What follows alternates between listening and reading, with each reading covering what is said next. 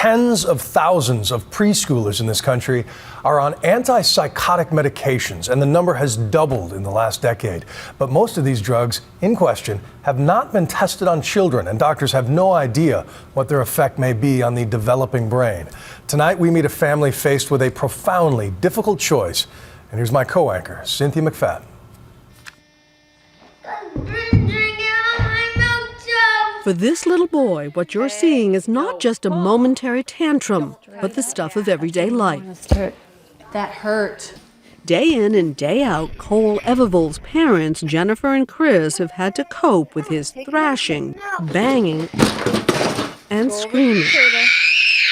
It's certainly not what they thought life would be like when they adopted him as a newborn 7 years ago. I guess he really was fussy. He cried and needed to be held a lot, and he never slept. I thought it was he's baby and maybe he's a little colicky. But he wasn't just a little colicky.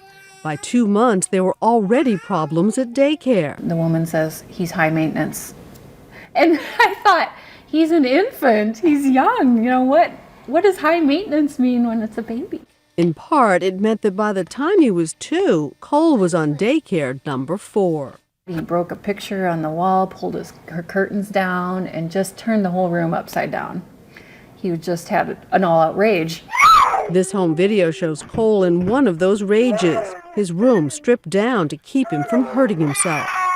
Jennifer and Chris weren't just worried about Cole hurting himself, they were terrified he had hurt another child. And when he was hitting our friends' children, I started to worry. I think that might almost be worse for my heart, to have him injure another child or kill by accident. Or not by accident. He's or angry. Not. He's angry. He is. And that scares me more than anything. His most frequent target, his little sister, Bryn. Hands to yourself. His parents say Cole actually tried to kill his sister with a metal shovel. I'm sitting in the house and I heard the hit. He hit her over the head with a shovel. Yeah. And I walk out there, what are you doing? Oh, I'm trying to kill her. Bring your damn butt, I'll kill you so hard. But why? What was going on with Cole? There were some clues. Cole's birth father had bipolar disorder, and the couple was warned that Cole could inherit the disease. When we adopted him, we thought giving him a loving family, giving him a good upbringing, it could maybe help that out a little bit. But no amount of love seemed to be helping Cole. By the time he was 3.5, the family was in turmoil. Hi, Cole. Cole's pediatrician, Dr. Ernest Swihart, says Cole's behavior was getting worse. In the range of kids you've seen with the kinds of issues that Cole has, where is he on the spectrum? If 0 is a kid who's just a regular old kid and 10 is the worst you've seen, where's Cole? Well, he's pretty up there. He's a 9. He is. Yeah. Dr. Swihart began by diagnosing him with ADHD and a mood disorder. But there was more. Cole, I think, because of his family history and because he really cycles, will probably end up as an adult with the diagnosis of bipolar disorder. And Dr. Swihart had a treatment in mind, an extremely controversial treatment. When Cole was only 3.5 years old, Dr. Swihart prescribed a potent mix of psychiatric drugs for him, including Adderall to treat his ADHD and Seroquel to stabilize his mood. Obviously, I said, heck no. My kid will never go on medicine. I was scared too, because every medicine we give him, there's always a death warning on what could happen. It's scary, but we really didn't have the luxury of time. We have another child in the house. It was a big decision for she and her husband to put a 3.5-year-old boy on medication. That's right. A big decision for you, too, to recommend it? Huge decision. Yeah. Huge. Back in the old days, a kid like this would probably end up in an institution. It's his condition's that acute. Oh, yes. But the meds didn't work. The rages continued. When Cole was 6.5, Dr. Swihart took what many consider a radical next step, prescribing lithium for Cole, the powerful antipsychotic used for adults with bipolar disease.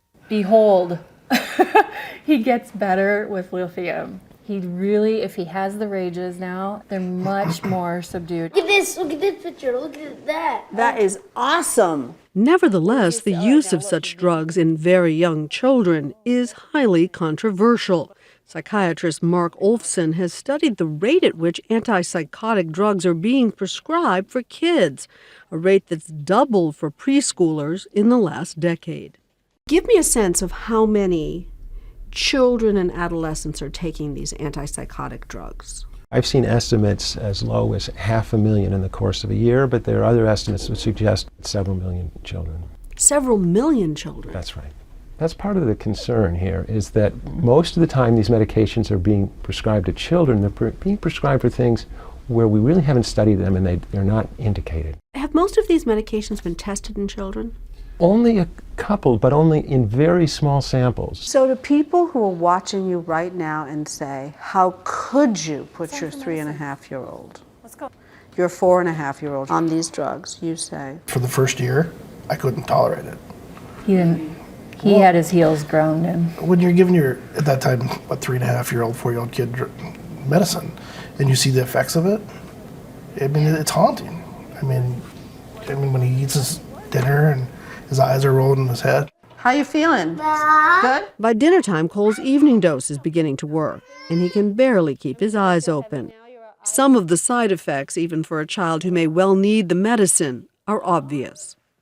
This is a hard question to ask you, but if you'd known then what you know now, would you have gone through with the adoption? 100%. Yes. Yeah. No question. No question. Even with all the heartache. No. No. He's still underneath the bipolar. He's the sweetest kid in the world. He is. Yeah. So, I mean, I wouldn't trade him for the world. It's funny. It's like a mask, you know. The bipolar puts a mask on him for a while, but then when it comes off, he's just his own sweet, loving little guy. You love this little boy. Yeah.